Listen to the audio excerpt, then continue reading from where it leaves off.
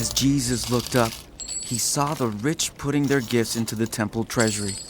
He also saw a poor widow put in 2 very small copper coins. Truly I tell you, He said, this poor widow has put in more than all the others. All these people gave their gifts out of their wealth, but she, out of her poverty, put in all she had to live on. Some of his disciples were remarking about how the temple was adorned with beautiful stones and with gifts dedicated to God. But Jesus said, As for what you see here, the time will come when not one stone will be left on another. Every one of them will be thrown down. Teacher, they asked. when will these things happen? And what will be the sign that they are about to take place?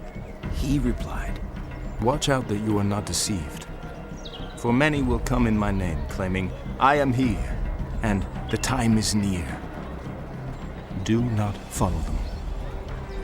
When you hear of wars and uprisings, do not be frightened. These things must happen first, but the end will not come right away.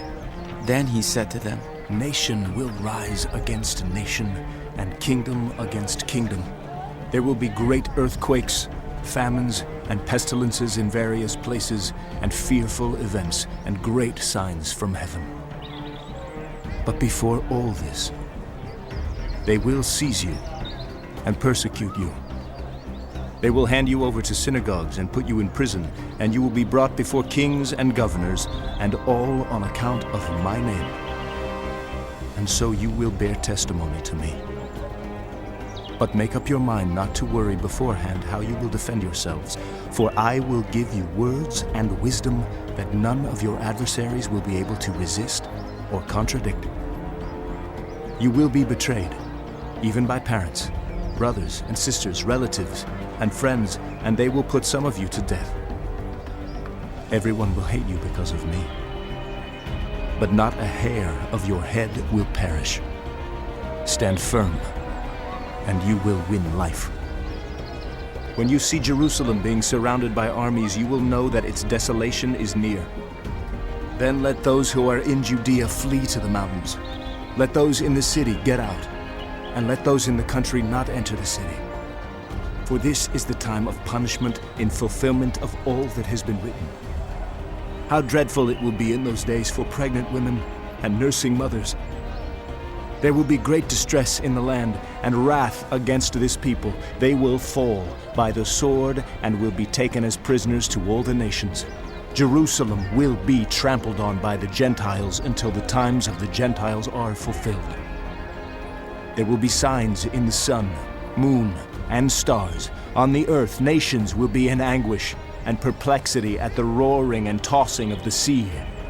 People will faint from terror, apprehensive of what is coming on the world, for the heavenly bodies will be shaken.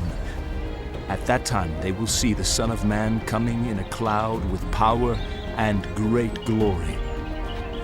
When these things begin to take place, stand up and lift up your heads, because your redemption is drawing near.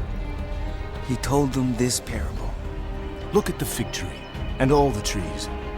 When they sprout leaves, you can see for yourselves and know that summer is near. Even so, when you see these things happening, you know that the kingdom of God is near. Truly I tell you, this generation will certainly not pass away until all these things have happened. Heaven and earth will pass away, but my words will never pass away. Be careful, or your hearts will be weighed down with carousing, drunkenness, and the anxieties of life, and that day will close on you suddenly like a trap. For it will come on all those who live on the face of the whole earth. Be always on the watch, and pray that you may be able to escape all that is about to happen, and that you may be able to stand before the Son of Man. Each day Jesus was teaching at the temple, and each evening he went out to spend the night on the hill called the Mount of Olives. And all the people came early in the morning to hear him at the temple.